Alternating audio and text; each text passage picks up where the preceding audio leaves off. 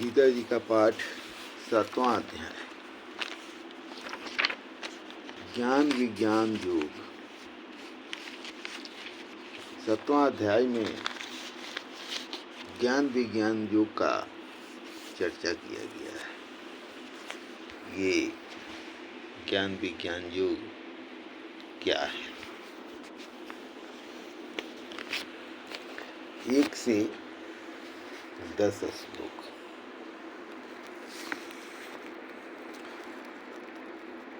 समग्र रूप का वर्णन सुनने के बाद अर्जुन के प्रति भगवान किया गया। भगवान बोलते हैं,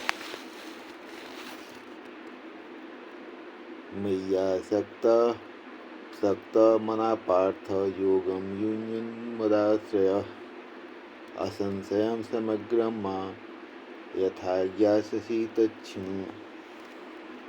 हे पार्थ, अनन्य प्रेम से मुझ में आसक्त चित्त तथा अनन्य भाव से मेरे परायण होकर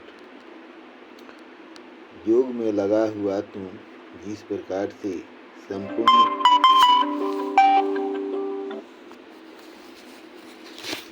संपूर्ण विभूति बल ऐश्वर्य आदि गुणों से युक्त सबके आत्मरूप मुझको संशय रहित जानेगा, उसको सुन। भगवान कह रहे हैं कि जिसका मन भगवान में आसक्त हो गया है, मेरे में आसक्त हो गया है, मदाश्रय मेरा ही आश्रय है होकर के, और योग में लगा हुआ, जिस प्रकार संपूर्ण विभूति बल ऐश्वर्य आदि गुणों से युक्त सबके आत्मरूप मुझको संशय रहित जानेगा। कहने का मतलब मदाश्रय क्या होता है? आसक्त मना क्या होता है? मनुष्य की किसी न किसी चीज में आसक्ति होती है। सत्वम रजः तमः इति गुणः प्रकृति संभवा निबध्नन्ति महाबाहो देहे देहिनम् अव्ययम्। भगवान अर्जुन से कह रहे हैं कि हे अर्जुन, सत्वगुण रजोगुण तमोगुण ये तीनों व्यक्तियों में जन्म से उत्पन्न होते हैं और यही व्यक्ति को जीने के लिए बाध्य करते हैं। इन्हीं के कारण मनुष्य जीना चाहता है। तो भगवान कह रहे हैं कि इन्हीं सबसे आसक्ति होती है। तो इन तीनों गुणों से ऊपर जब उठ जाता है आदमी, तो भगवान में उसकी आसक्ति होती है। तो यही कह रहे हैं भगवान कि मुझ में आसक्त मन वाला हो और मेरे परायण हो, तब जाकर के योग में संपूर्ण विभूतियों को देखेगा, संपूर्ण जीवों को मुझ परमात्मा में देखेगा। जब मन संसार में, मनुष्य का जब मन भगवान में आसक्त हो जाता है, संसार से अलग हो जाता है, तो सभी प्राणियों में सर्वत्र ईश्वर का दर्शन करता है। तुलसीदास जी भी कहे हैं, सिया राम मैं सब जग जानी, करहु प्रणाम जोर युग पानी। दोनों हाथ जोड़ करके मैं प्रणाम करता हूँ। यह संपूर्ण संसार सिया राम में है। विज्ञान सहित ज्ञान का वर्णन करने के लिए भगवान की प्रतिज्ञा और उनकी प्रशंसा।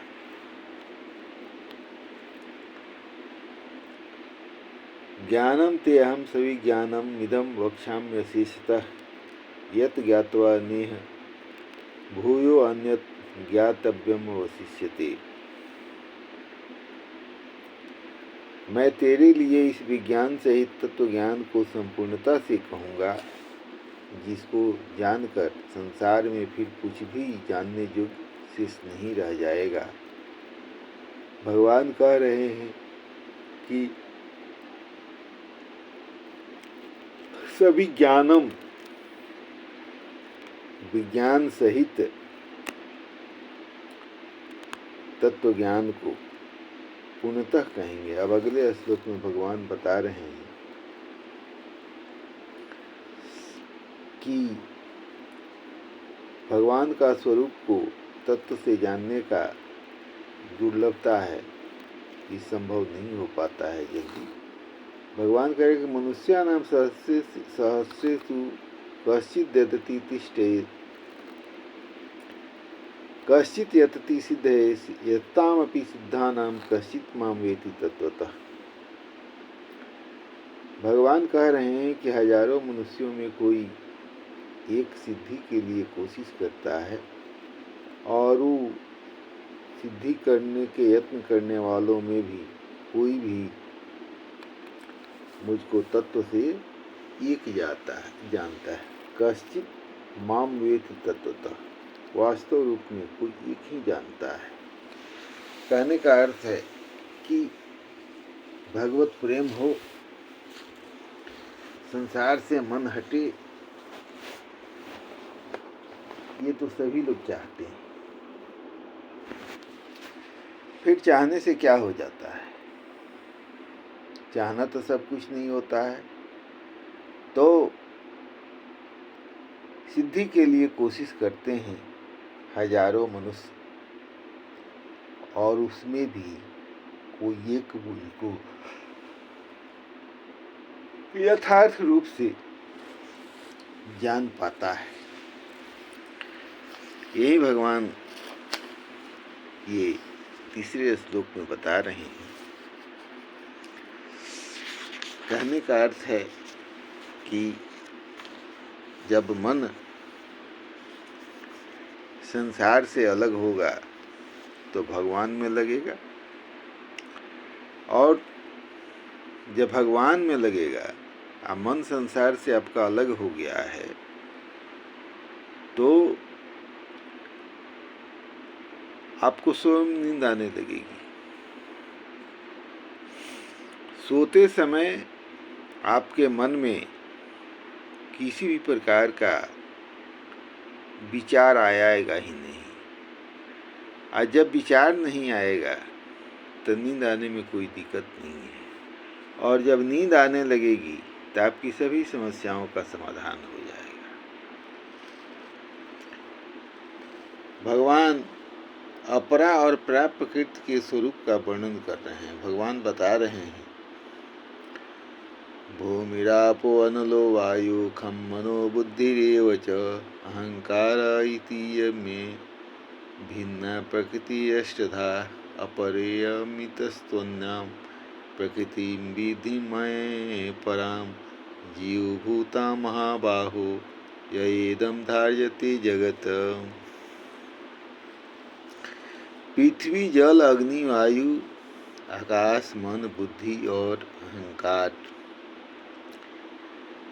इस प्रकार यह 8 प्रकार से विभाजित मेरी प्रकृति है। यह 8 प्रकार के विभेदों वाली तो अपरा अर्थात मेरी जड़ प्रकृति है, और हे महाबाहो, इससे दूसरे को तुम जिसे यह संपूर्ण जगत धारण किया जाता है मेरी जीव रूपा अर्थात मेरी चेतन प्रकृति जान।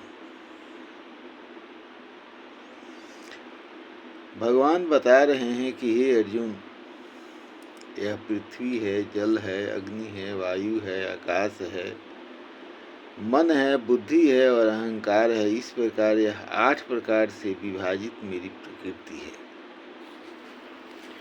यानी भगवान का निवास पृथ्वी में है, जल में है, अग्नि में है, वायु में है, आकाश में है, मन में है, बुद्धि में है, और अहंकार भी भगवान का ही अंश है। भगवान तो यह मेरी प्रकृति है, और यह 8 प्रकार के भेदों वाली तो अपरा अर्थात मेरी जड़ प्रकृति है। जड़ कहा जाता है जहाँ से किसी वस्तु की उत्पत्ति होती है, किसी कोई विचार का कोई विचार उत्पन्न होता है, तो ये जड़ प्रकृति है। और इससे दूसरा जो है, जिसे यह संपूर्ण जगत धारण किया जाता है, वह जीव रूपा परा श्रेष्ठ चेतन प्रकृति, उसको आप जानिए। इन दोनों प्रकृतियों को संपूर्ण भूतों का कारण और अपने को महाकारण बतलाना। भगवान कह रहे हैं कि इन्हीं दोनों से, परा और अपरा, इन्हीं दोनों शक्तियों से सभी जीवों की उत्पत्ति होती है।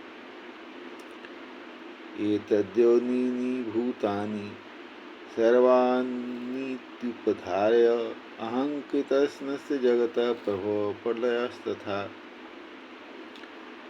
तो भगवान कह रहे हैं कि ऐसा उपधार्य, ऐसा समझो कि संपूर्ण भूत इन्हीं दोनों प्रकृतियों से ये सभी जीवों की उत्पत्ति होती है, और मैं ही संपूर्ण संसार का करने वाला, अर्थात जगत का प्रभाव, तथा अहम जगत की तस्मस्य जगतः प्रभवः तथा प्रलय, संसार की उत्पत्ति, प्रभव माने संसार की उत्पत्ति और प्रलय माने विनाश। यानी जो संसार की उत्पत्ति हो रही है और जो विनाश हो रहा है, सब में ही। और मतः परतरं नान्यत् किंचिदस्ति धनंजय, मयि सर्वमिदं प्रोतं सूत्रे मणिगणा इव। भगवान कह रहे हैं कि हे धनंजय, हे अर्जुन, मुझे से भिन्न दूसरा कोई मत अन्यत किंचित परतरम नास्ति, मुझसे बड़ा कोई कारण नहीं है। यह संपूर्ण जगत सूत्र में मणियों के सदृश मुझ में गुथा हुआ है। सूत्रे मणि गणा इव, सूत्र में मणियों की तरह गुथा हुआ है। अब रसादिक रूप से जलादि में अपनी व्यापकता का कथन भगवान कह रहे हैं कि मेरा जल में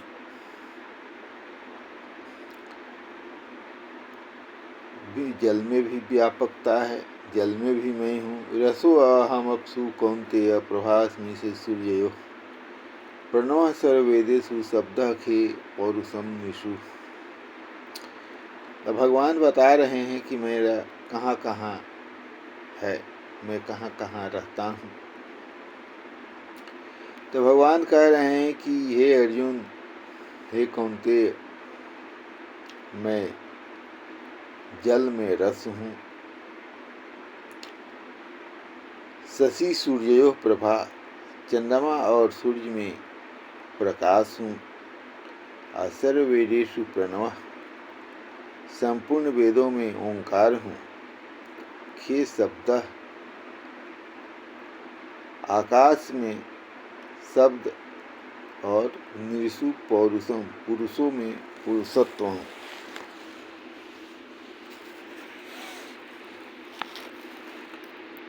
भगवान अपनी व्यापकता बताते हुए कह रहे हैं कि जो जल है उसमें रस, यानी जल का जो स्वाद है वह मैं हूँ। और चंद्रमा और सूर्य में जो प्रकाश आता है वह प्रकाश भी मैं ही हूँ। और सभी वेदों में ओंकार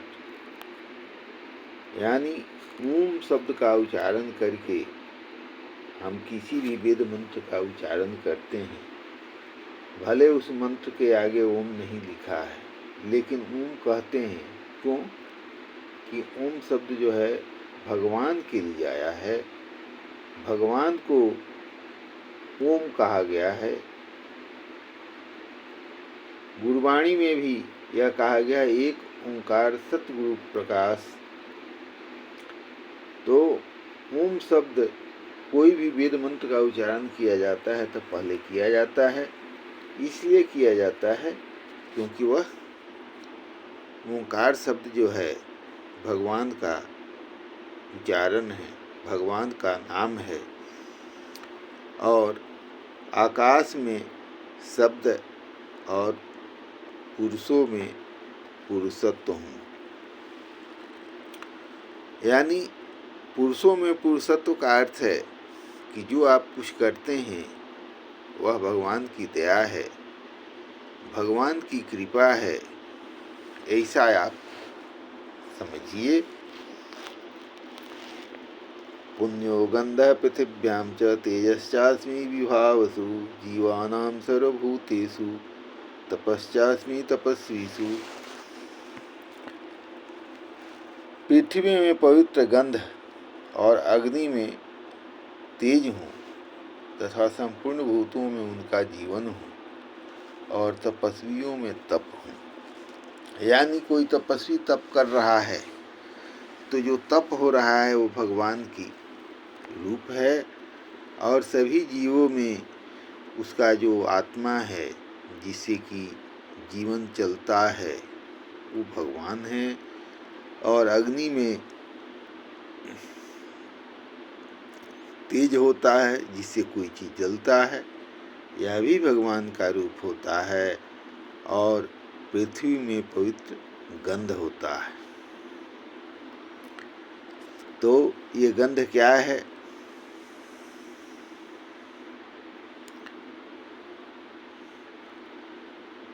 अब अगले 10वां श्लोक में बताया गया है,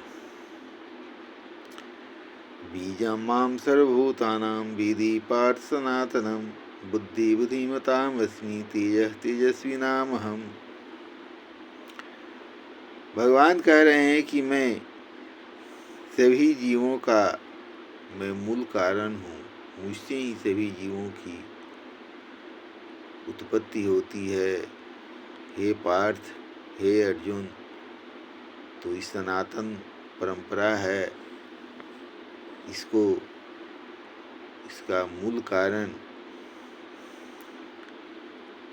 मुझको ही जान। अब बुद्धि बुद्धिमताम अस्मि, बुद्धिमानों की अब बुद्धि हूँ। तेजः तेजस्वी नाम हम, तेजस्वियों का मैं तेज हूँ। जो ज्ञानी लोग हैं उनकी जो बुद्धि है वही मैं हूँ। और तेजः तेजस्वी नाम हम, जो तेजस्वी हैं उनका तेज मैं ही हूँ। कहने का अर्थ है कि इस प्रकार भगवान जो कुछ भी संसार में है भगवान का ही रूप है। जो तेजस्वी है उसका तेज भगवान ही है। जो बुद्धिमान है उनकी बुद्धि भी भगवान ही है, भगवान का ही रूप है। अर्थात जिसने जो भगवत साधना किया, ज्ञान प्राप्त किया, सब कुछ ईश्वर का ही रूप है, ऐसा समझना चाहिए। ज़्यादा समझाया नहीं जा सकता है, वीडियो को ज़्यादा बड़ा नहीं किया जा सकता है, इसलिए कि सुनने का समय भी नहीं है लोगों के पास। यदि यह वीडियो अच्छा लगे तो अधिक से अधिक शेयर कीजिए, गीता जी का अध्ययन कीजिए, निरोग रहिए, मन को संसार से अलग कीजिए और भगवान में इसको लगाइए।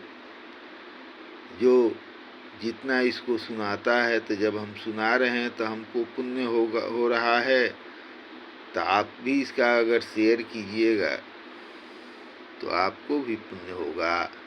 लोग सुनेंगे, आसक्ति का नाश होगा, अच्छी नींद आएगी, आप खुश रहिएगा, आपका परिवार खुश रहेगा। जय सिया राम, जय सिया राम, राम राम राम।